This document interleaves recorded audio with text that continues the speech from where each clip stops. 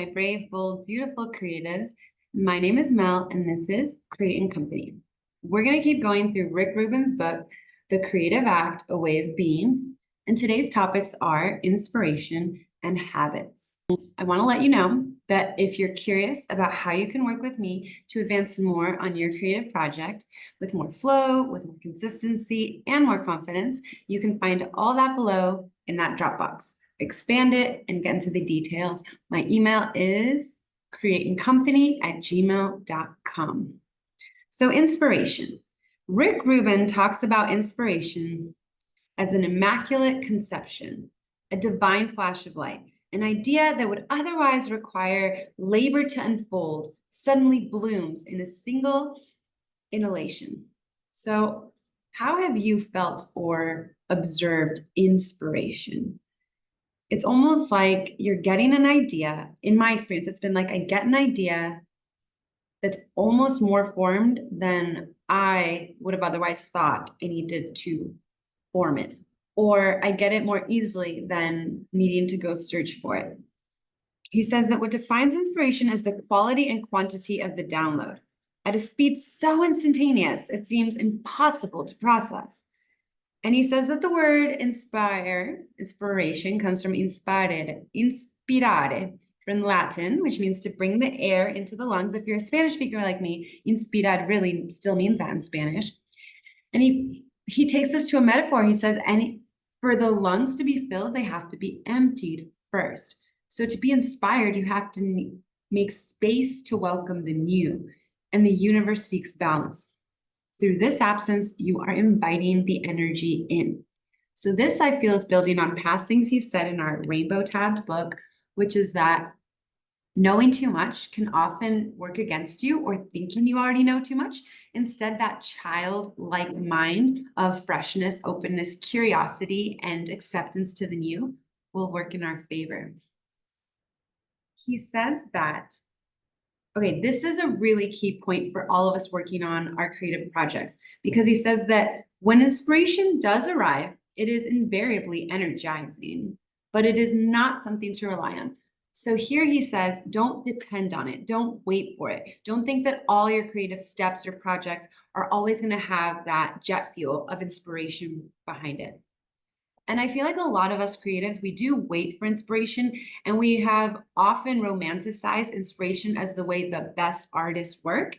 But here, he's reminding us of what I often remind my creative community and creative clients, which is let the muse find you working. So you're working and you have consistency and you have a schedule and you have dedication and discipline and devotion, which is my favorite word more than discipline. And then the muse, the inspiration can find you there. An artistic life cannot be built solely around waiting. Inspiration is out of our control and can prove hard to find. Effort is required and invitations are to be extended. In its absence, we may work on other areas of the project, independent of this cosmic transmission.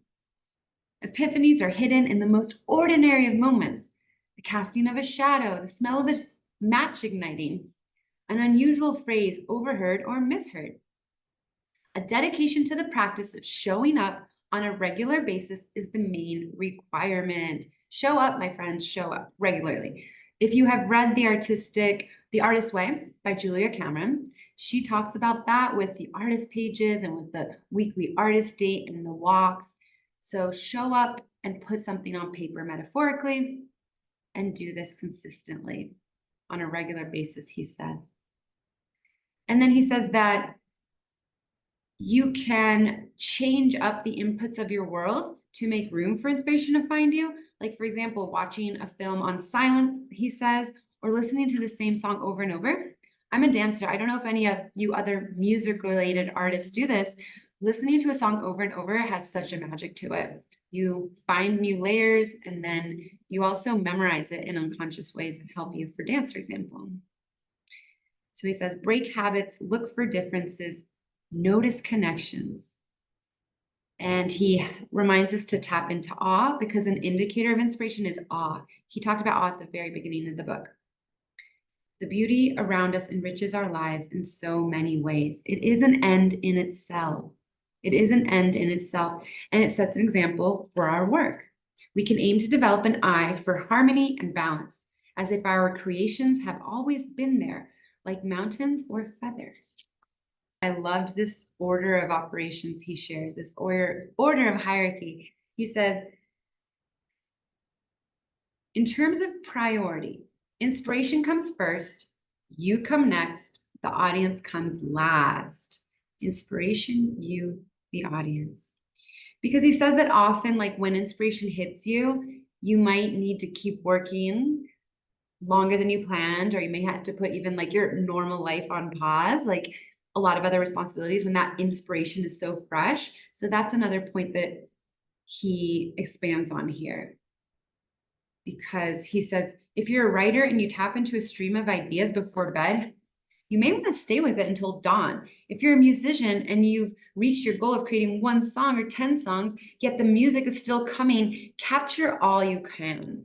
So here the learning, or his takeaway is, once that valve of the inspiration flow is a flowing, keep going with it. And that's where the hierarchy comes in. When inspiration comes in, put that even above your day-to-day well-being. Like, have you ever skipped a meal for creativity? I have. Have you ever lost a little bit of sleep over creativity? Have you ever said no to some social gatherings or important events? So that's where inspiration comes first, you come second, audience comes third. Don't be concerned if some of the parts are not all that they can be yet. Get through a rough draft. A full imperfect version is generally more helpful than a seemingly perfect fragment. So here he's saying that even if in that inspiration flow, stuff is messy and choppy, get it all down till its end of when that drip or that flow has ended, so that you have an imperfect draft versus getting too stuck on what's coming piece by piece. So trust the messy first, receival. Made up that word, receival. When an idea forms or a hook is written, we may feel that we've cracked the code and the rest will take care of itself. If we step away and let the initial spark fade, we may return to find it's not so easy to rekindle. Think of inspiration as a force not immune to the laws of entropy.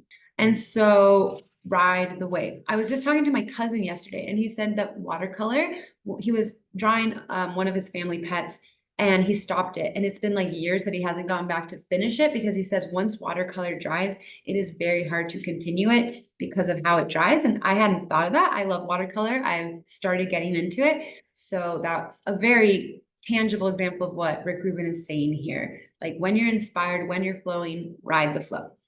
Okay, next mini chapter, habits. So he starts with an anecdote from a coach of one of the most winning basketball teams in history, the most successful coach in the history of college basketball, John Wooden. And he says that on like the first day of training, he would tell his team, we're going to learn how to tie your shoes well and tighten it snugly by each eyelet. Then you tie it, then you double tie, etc. Like it was so meticulous and detailed. And the reason he did that, as frustrating as it may have been, says Rick Rubin, for the athletes, because they wanted to get in there and play and sweat and get stronger in their body, that habit was symbolic, because this coach believed and knew that games were won when the habits were meticulously followed, when good habits were built.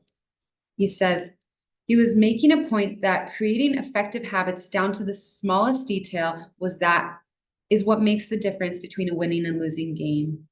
Each habit might be small, but added together, they have an exponential effect on performance. So here he makes this question: what habits are you building in your creative process? Comment below, what habits do you have, or which habits would you like to have? And as a coach, I always like to also question, which habits do I want to get rid of? Because there are supportive habits and there are distracting habits. Rick Rubin says, good habits create good art. The way we do anything is the way we do everything. Who's heard that one? One of my best coaches taught that to me. So to build on that, if like out in your life, you do everything really good, but at home, you keep everything very messy behind the scenes, there is a mismatch there, because like if you forget to clean something at home, you might forget to clean something out when you're doing some project. Or So what I'm getting at is, why let the ball drop in one area of your life if you can be like honest in all areas, or on time in all areas, or if you can be thorough, or if you can be open-minded, etc. He says, treat each choice you make, each action you take, each word you speak with skillful care. The goal is to live your life in the service of art. Wow. So he's really raising the bar here for us creatives and asking us to live in a virtuous way in all areas of our life so that that supports the art.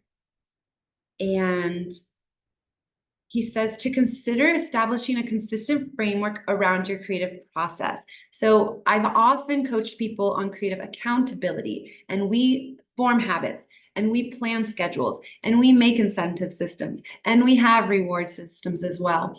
And we witness the progress and we track it, etc. So I love this. This is very, very relevant to what I teach. Consistent framework.